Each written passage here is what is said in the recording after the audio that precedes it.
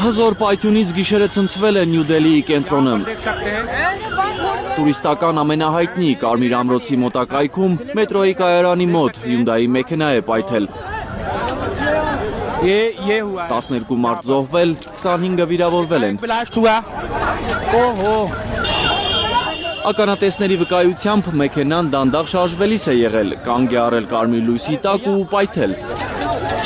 Հնդկական լրատվամիջոցները հայտնում են, որ մեքենայի տերը ձերբակալվել է։ 50 մետր հեռավորության վրա ենք, պայթյունը նման էր հրավառության, վազեցինք այն կողմ տեսնելու թե ինչ է եղել։ Իրարանցում սկսվեց, մարդիկ թողնում էին իրենց մեքենաներն ու վազում այս ու այն կողմ։ Հնդկաստանի իշխանությունները տեղի ունեցածը որակել են որպես ահաբեկչություն։ Պայթյունից հետո Նյու Դելիում, Ուտար Պրադեշ, Բիհար, Կերալա նահանգներում ու Մումբայում արտակարգ դրություն է հայտարարվել։ Պակիստանի և Բանգլադեշի հետ սահմաններին ուժեղացված ծառայության է անցել պարեկային ոստիկանությունը։ Օդանավակայաններում ու երկաթուղային կայարաններում խիստ ստուգումներ են։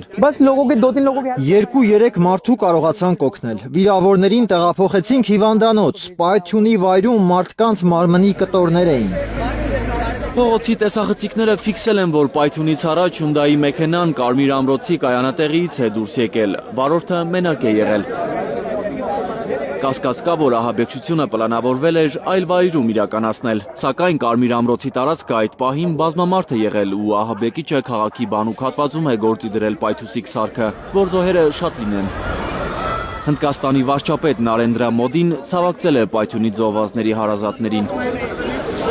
Էդգար Ղուշչյան, Հայլուր։ Հայաստանում և աշխարհում տեղի ունեցող իրադարձությունների մասին առաջինը իմանալու համար բաժանորդագրվեք մեր ալիքին, սեղմեք զանգակը, որ բաց չթողնեք, ամենակարևորը, ամենահրատապն ու հետաքրքիրը։